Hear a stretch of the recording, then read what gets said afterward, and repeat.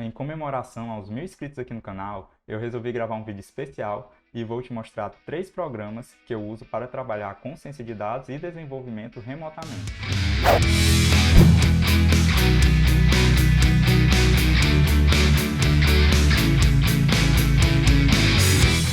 Olá, aqui é o Carlos. Quando nós vamos trabalhar com Data Science, é bem comum que a quantidade de dados seja muito grande e dessa forma necessite de muitos recursos computacionais. Então, geralmente, nesses casos, nós vamos utilizar máquinas remotas, ou seja, serviços em nuvem, como por exemplo o Amazon AWS. Então, nesse vídeo eu vou te mostrar programas que eu uso diariamente pelo terminal para trabalhar com esses servidores em nuvem, e o legal também é que esses programas vão funcionar muito bem na sua máquina local. Principalmente se você utiliza Linux e Mac, esses programas vão funcionar perfeitamente no terminal. Inclusive, eu utilizo eles tanto para trabalhar com servidores em nuvem, como também eu utilizo eles diariamente na minha própria máquina local, beleza? Então, especialmente nesse vídeo, já deixa o like aqui, que eu tenho certeza que vocês vão gostar e vão usar essas dicas que eu vou mostrar. E também, se não for inscrito, não perca essa oportunidade, se inscreva agora mesmo, para não perder vídeos novos toda semana, beleza? Então vamos nessa! Então, para simular o nosso ambiente remoto, nessa aula eu vou utilizar essa pequena máquina que eu tenho aqui, que é o Raspberry Pi, certo? Então eu vou utilizar ela para fazer o nosso desenvolvimento remoto. Então tudo que a gente for fazer, os comandos, eu vou interagir com a minha própria máquina, com essa máquina aqui. Esse aqui é a versão 1, eu já tenho a versão 3 ligada aqui, e nós vamos fazer o acesso a ela e fazer toda a simulação. E vocês vão perceber também que tudo que nós fizer vai funcionar tanto com Amazon, AWS, com Microsoft Azure, qualquer máquina que esteja em outro ambiente, né, no ambiente em nuvem, tudo vai funcionar perfeitamente e também vai funcionar na sua própria máquina local, né, como eu comentei anteriormente. Então, agora vamos para o nosso terminal, e aqui a primeira coisa que nós vamos fazer é, nós vamos acessar o nosso servidor remoto, então eu posso fazer isso através do SSH, então eu vou fazer um SSH, vou colocar aqui o nome do meu usuário, né, que está lá na máquina, e vou colocar o IP. Nesse caso também pode ser o DNS da máquina de vocês no serviço em nuvem, certo?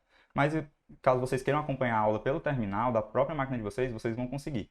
Basta pular essa etapa do SSH e tudo que eu fizer posteriormente vocês vão conseguir fazer na máquina de vocês.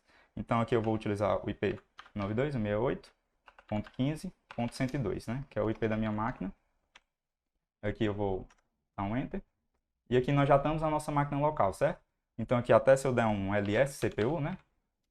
Vocês vão conseguir ver justamente que aqui eu estou utilizando uma CPU do tipo ARM, né? Que é do nosso Raspberry Pi, certo?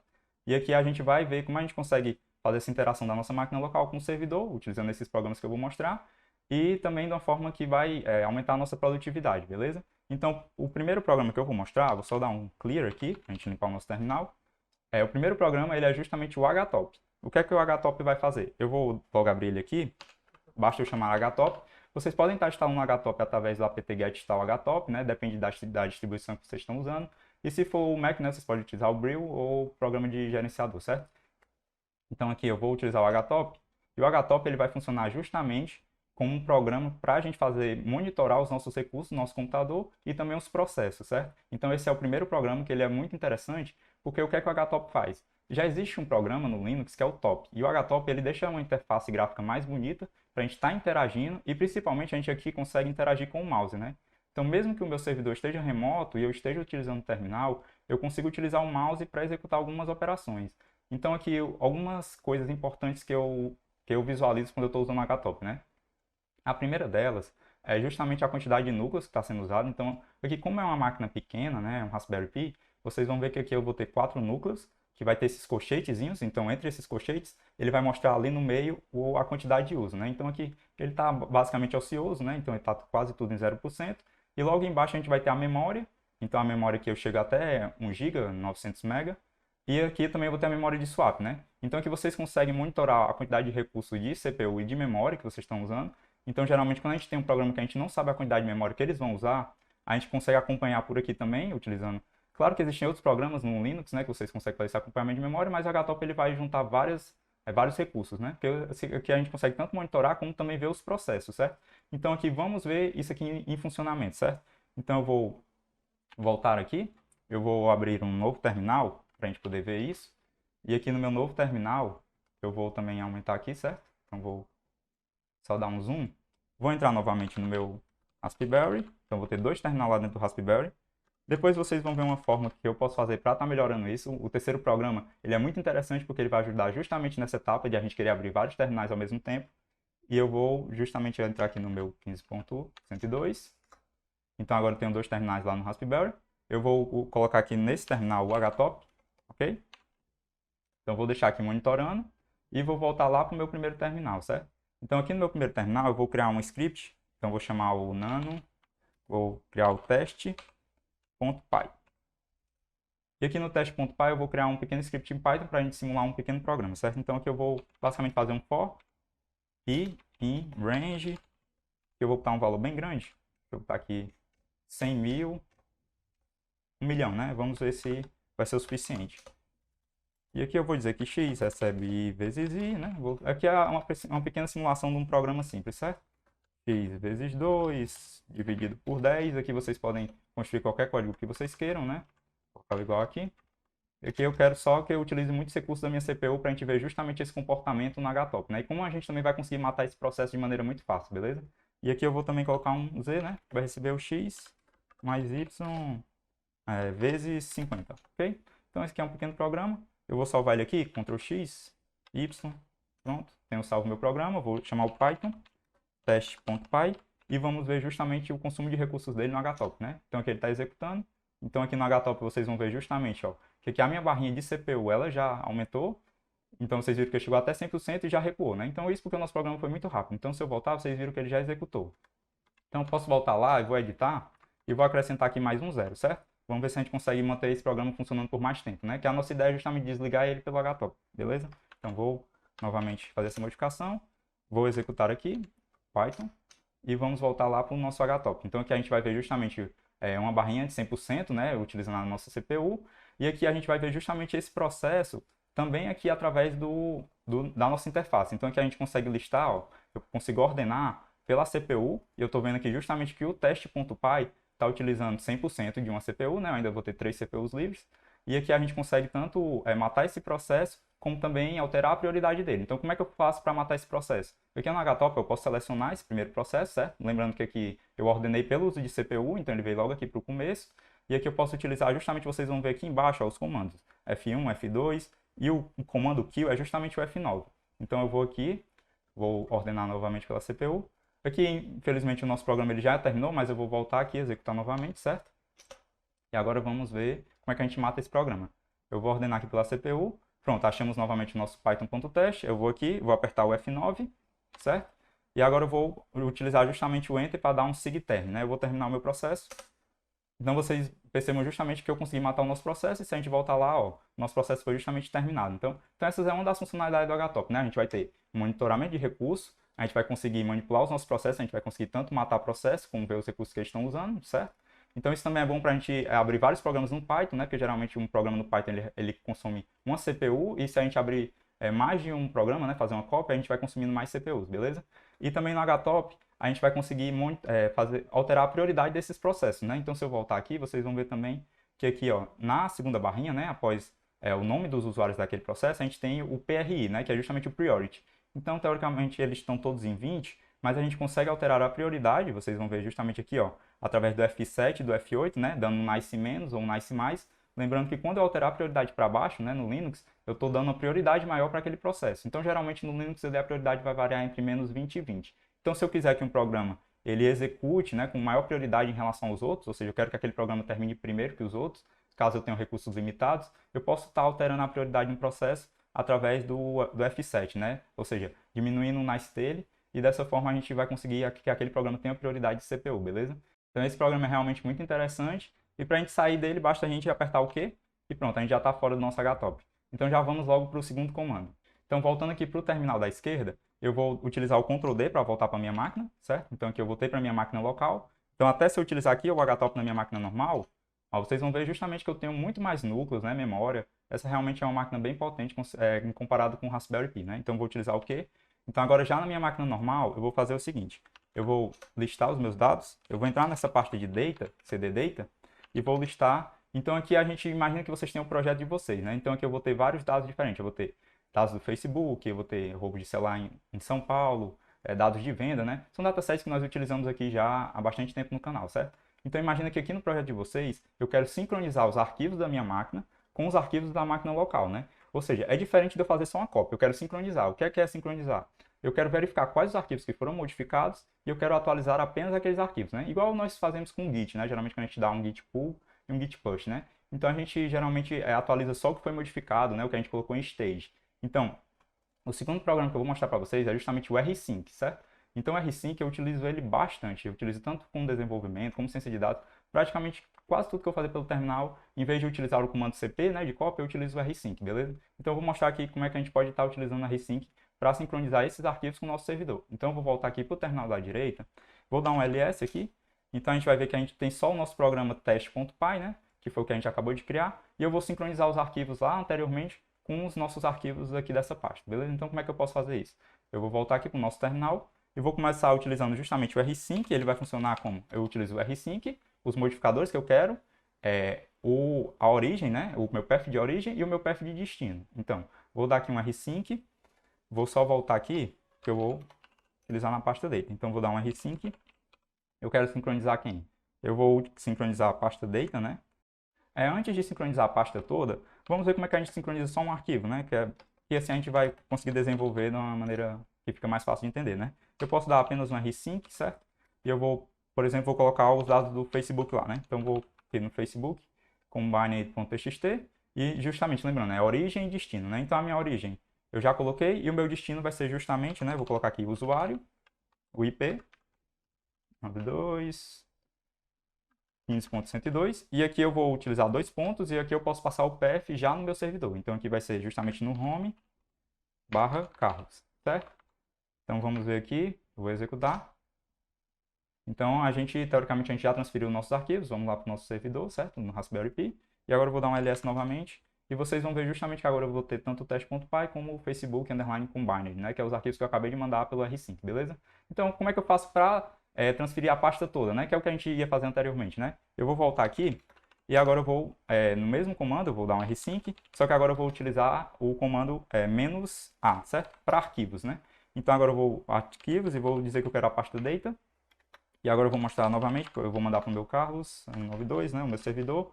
Lembrando que aqui eu estou usando o IP, mas geralmente vocês podem ter um DNS, né? Um nomezinho que vocês podem utilizar em vez do IP, certo? Geralmente é mais fácil utilizar com DNS.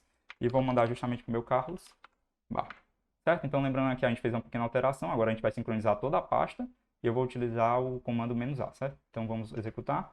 Então aqui ele está sincronizando. Então percebo que quando eu executei, né, só com "-a", ele fica ali travado, né, transferindo aquele arquivo, né? Aqui a gente tem cerca de 100 megabytes, então ele vai demorar um pouquinho de tempo.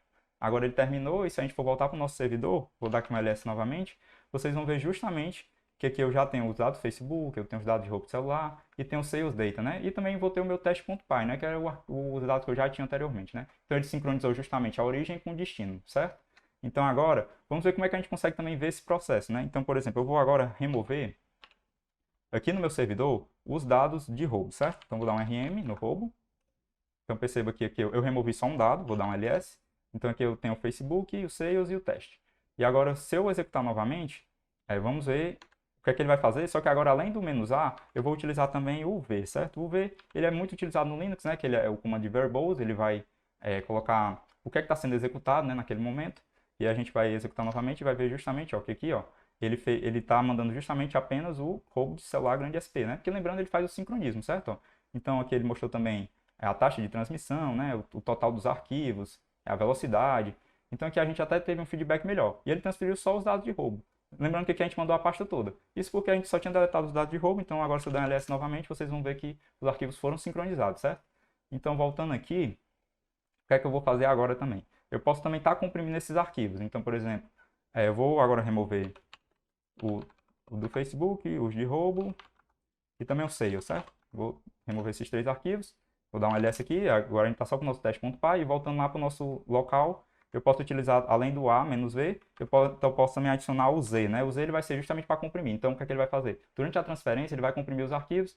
Isso é muito bom quando a nossa rede ela é muito lenta, né? Quando a gente está trabalhando com servidores em outros países, geralmente a gente tem muito problema de rede. Então, o ideal é que a gente faça a compressão dos nossos arquivos, envie comprimido, e lá ele faça essa descompressão, certo? Então, o rsync também vai trabalhar dessa forma. Basta vocês utilizar o z, né? Aqui o comando z. Então, aqui, lembrando, eu vou utilizar o "a" para arquivos, o v para ser verboso e o z para fazer a compressão dos nossos arquivos, né? Então, vou executar aqui novamente.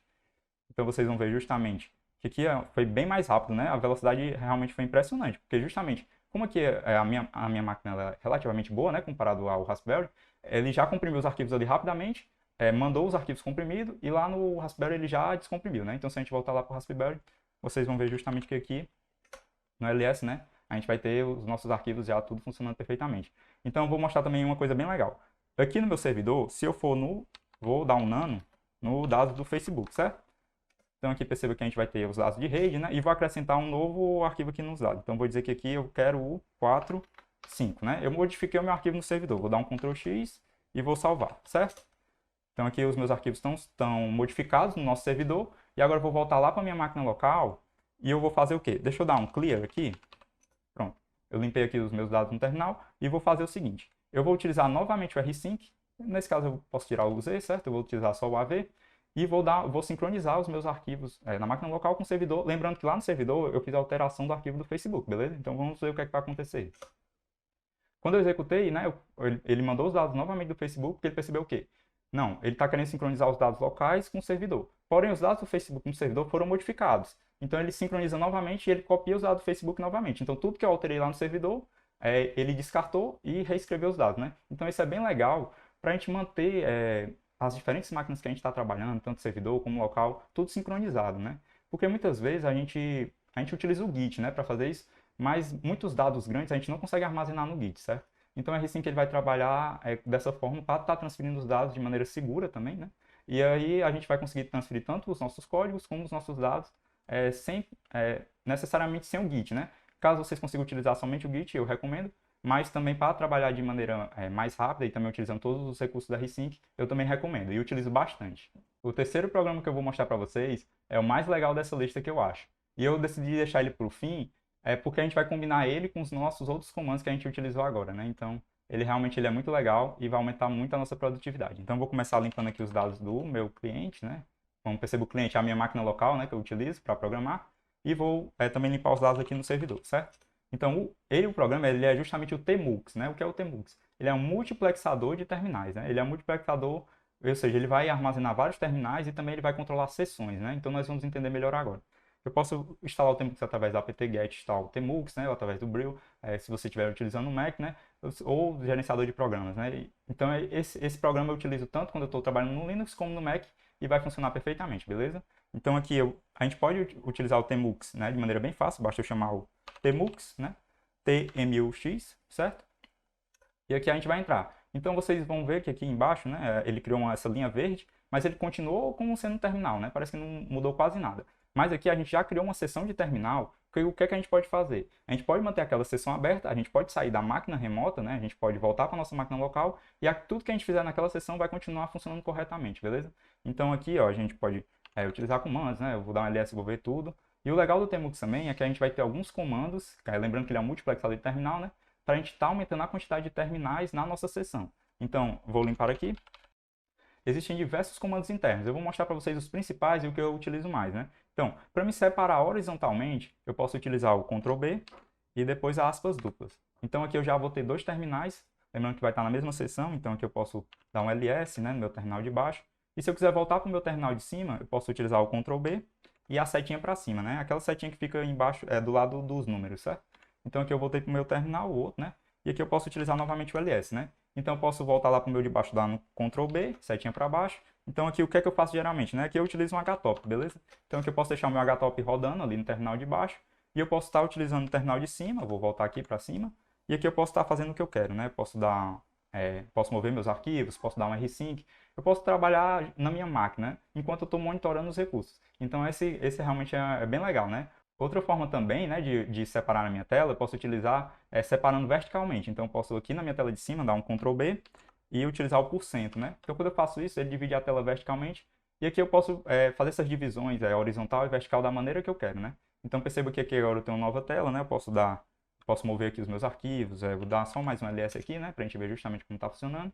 Então aqui perceba que eu dividi o meu terminal em várias janelinhas, e ali, né, tá de maneira que eu posso estar no meu servidor, que se você está na máquina local, é muito mais fácil você ficar abrindo vários terminais, né, mas quando você está ali no servidor, sempre que você vai abrir um novo terminal, você tem que fazer um acesso SSH, né, tem que ficar botando chave. Então, dessa forma, com um só acesso, né, eu consigo ter vários terminais. E também tem outras vantagens do Tmux, né? Eu posso utilizar aqui o comando Ctrl+B e D, e eu vou sair da minha sessão, né? Mas eu não fechei a minha sessão, ou seja, só dei um detached na minha sessão. E eu posso estar voltando para a minha sessão através do comando Tmux A, né? Com o comando Tmux A, eu volto para a minha última sessão. Então perceba que está tudo ali funcionando corretamente, da forma que eu deixei. E dessa forma eu consigo fazer isso também. Eu posso deixar todos os meus programas ali no terminal rodando. Eu posso dar um detached, eu posso sair através de um Ctrl+B, D.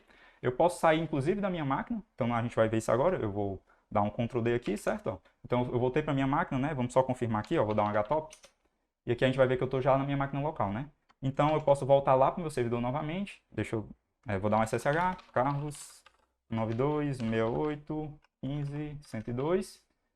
Então vamos voltar para o nosso Raspberry. E aqui se eu der um Tmux A, vocês vão ver justamente que está tudo da forma que eu deixei, beleza?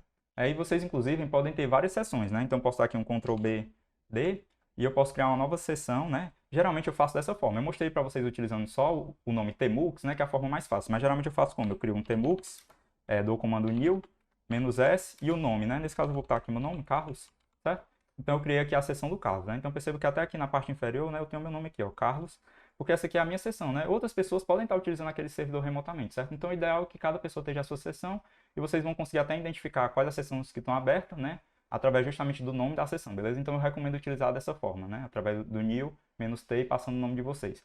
Então aqui eu vou fazer o seguinte, eu vou separar na minha tela, né? Como geralmente eu faço, Ctrl+B, aspas duplas. Aqui eu posso também dar um Ctrl+B por cento, certo? Então aqui vou ter 3 telas. E eu faço, geralmente como é que eu faço? Eu utilizo aqui, na esquerda, eu boto aqui um htop para ficar monitorando os meus recursos. E aqui eu vou utilizar um Ctrl+B setinha para a direita.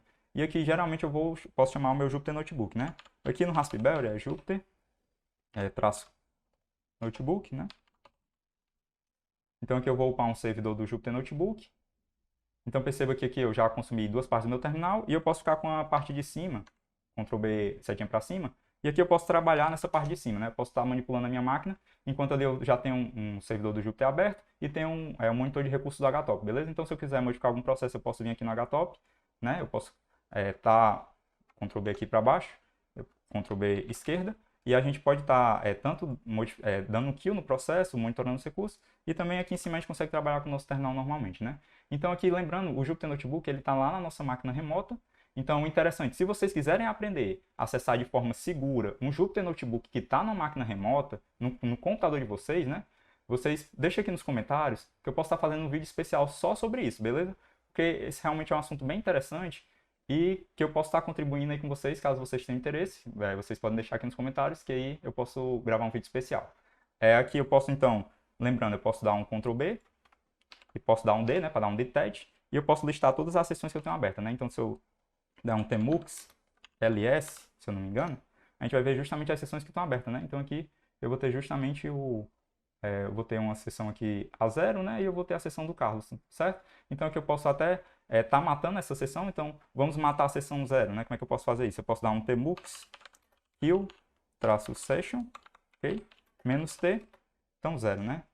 Então aqui eu matei a sessão 0, então se eu der um Tmux ls, vocês vão ver justamente que agora eu tenho só a sessão do Carlos, né? E se eu quiser entrar nela, lembrando que o Tmux A ele vai entrar na última sessão aberta, mas eu posso entrar através do Tmux A -t Carlos. Dessa forma eu consigo voltar para a sessão anterior que eu estava, né? E está tudo funcionando da maneira que eu deixei, né? Tanto com o meu Jupyter Notebook, com o meu htop e com o terminal disponível para eu estar trabalhando, beleza? Então aqui para me sair, né, para me fechar o Tmux, né, sem ser por fora, eu posso ir fechando cada terminal separado, então eu posso dar aqui um Ctrl+D, só Ctrl+D. Então aqui eu já fechei, o terminal de cima, fiquei com os dois de baixo, eu posso dar um Q, né, para sair aqui do htop, dar um Ctrl+D novamente, posso dar um Ctrl+C para sair do meu Jupyter, fechar aqui as seções, Ctrl+D. Então como eu fechei todas as janelas, né, eu saí da minha seção e foi tudo finalizado por dentro da seção, beleza? Então, só limpando aqui o terminal, essas foram as 3 ferramentas principais que eu queria mostrar para vocês. A primeira foi o htop, para a gente monitorar os recursos.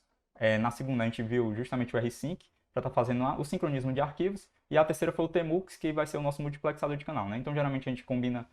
sempre que eu já começo abrindo um Tmux. E ali dentro do Tmux eu faço todos os meus trabalhos, certo? porque tudo que eu estou fazendo eu consigo dar um detach, né? Eu consigo sair, consigo voltar normalmente no meu servidor e consigo inclusive sair do servidor. E quando eu voltar para o meu servidor vai estar tudo lá rodando normalmente, beleza? Então eu espero que vocês tenham gostado dessa dica. Deixa aqui um like, deixa nos comentários se vocês têm alguma sugestão de ferramenta. E se vocês também quiserem aprender a acessar o Jupyter, né, como eu falei anteriormente, que vai estar rodando lá no meu servidor, acessar de forma segura, vocês deixam aqui no comentário que eu posso também estar gravando uma aula só mostrando essa dica, beleza? Então valeu, se inscreve aqui no canal e até mais.